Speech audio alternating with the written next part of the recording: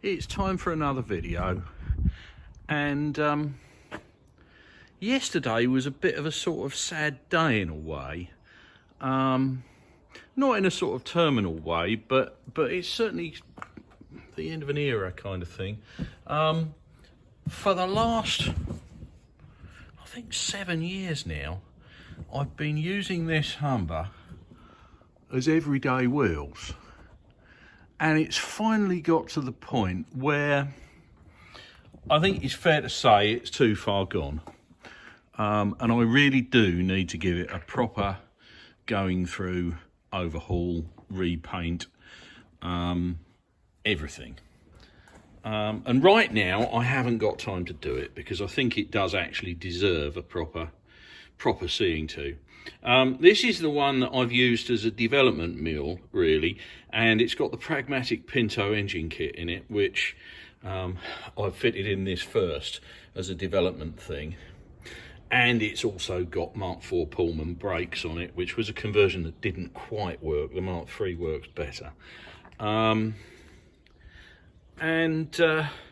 it just is getting to that point where it really does need to come to bits, and I haven't really got time at the moment to pull this to bits.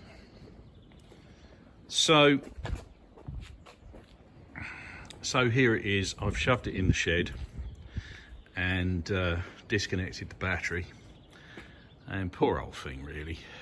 It's given me really good service. It's been all over the country, and with the Pinto in, it will do 30 to the gallon and let's say 70 miles an hour all day long, but I mean actually it'd probably do 100 miles an hour if you asked it to.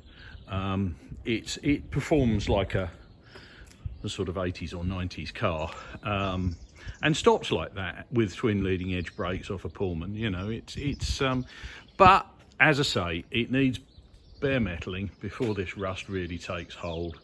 And this isn't the original paint. I painted this sort of 7 or 8 years ago over really manky original paint, and somebody had already half paint stripped it and left it in the open. Yeah, it just needs some sorting out. And the problem I've now got, of course, is what am I going to use as an everyday car?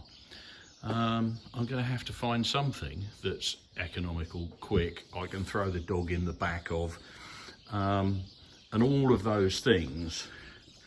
I mean, that seat's just about got to the point where you don't really want to sit on it anymore, and the back of it is definitely full of dog, and moth, of course. That's the other thing with this Bedford cord interior. So yeah, we're kind of at that point, and I don't quite know what to do about it. It's been coming for a while. I mean, for a year or two I've been sort of patching things up, and it's been getting to a point where it was a bit embarrassing, you know, and things weren't quite as they should be, and so forth. But I suppose I ought to tell you about this one a bit because it's interesting. It came as a parts car for a restoration that I did, I don't know, probably 10 years ago.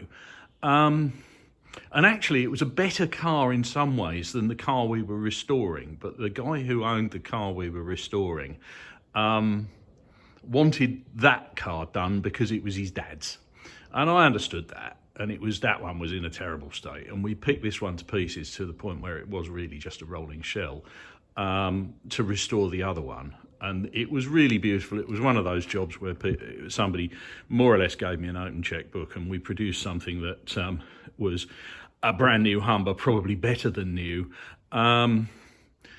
But he could have gone out and bought a new Range Rover, you know, it was that kind of job.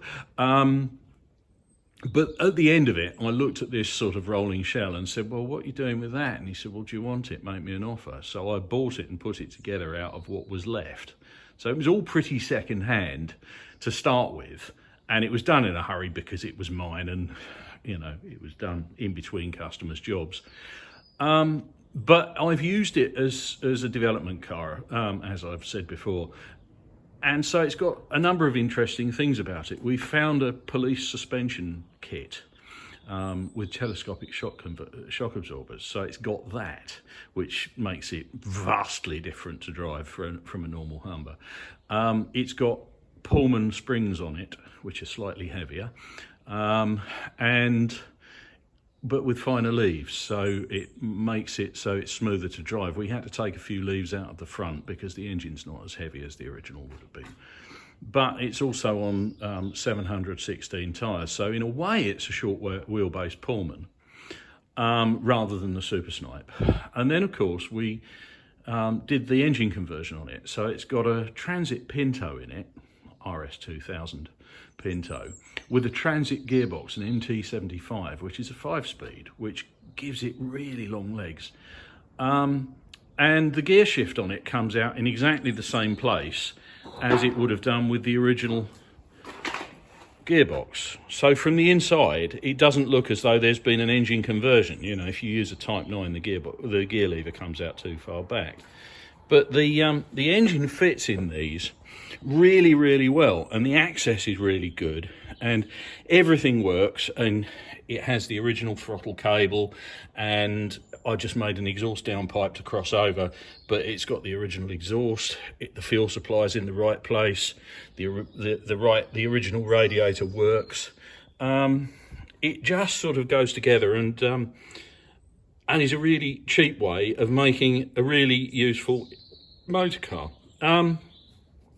What I'm actually considering doing is, I mean, I will restore this because it needs it, and it's been such a good car. But I'm actually thinking about putting a 4-litre back in it, because part of the raison d'etre with doing the engine conversion was that I would do it in such a way that we didn't cut anything, and we could actually swap the original engine back in the weekend if we needed to. So I may do that as part of a full restoration on this car, but it's not going to hit the road again for a few years, which is a pity because I shall miss it because it's lovely. Yeah, if I open it up, you can see it's full of rubbish actually, typical of my car, but it's got an original Humber gear shift coming out in exactly the same place that it used to, but that's a Transit gearbox under there. So it vastly changes the machine. Clunk. And I love the way the doors shut on these things, and they never drop. I mean, really, the replacement for this ought to be another one. But again, time.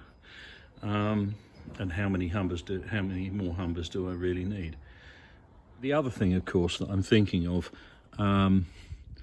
because I'm thinking about putting a 4-litre back in it, is that I've worked out how to make an adapter plate to put a 5-speed ZF gearbox out of a Bedford CF2 onto the back of a Humber bell housing. So I can put one of those 5-speeds up the back of a 4.1, 4-litre Humber, big side valve, and that will also make, in a different way, and it will feel vastly different again, but it will make another 100-mile-an-hour Humber, because the 4-litre's got more than enough grunt to pull a 5-speed, but and an overdrive, 30% overdrive fifth.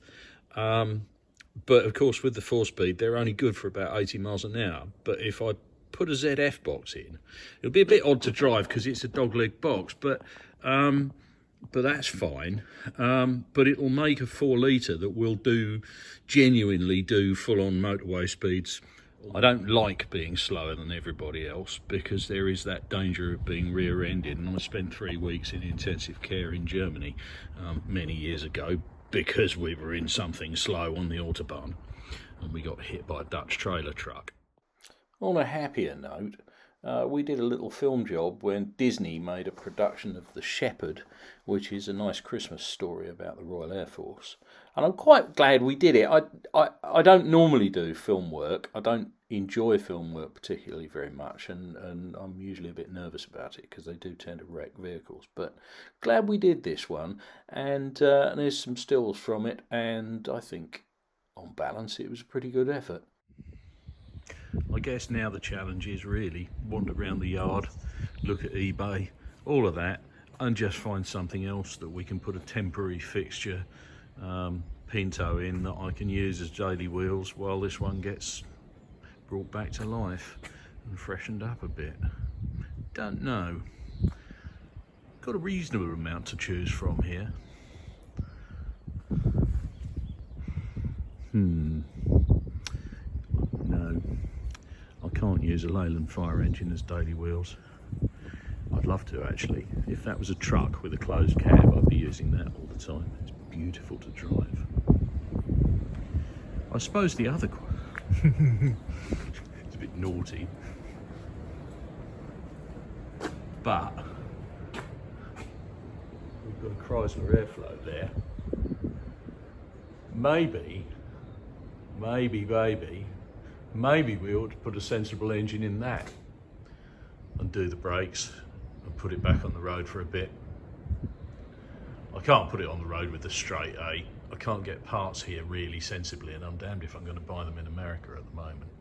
But yeah, we could put that on the road.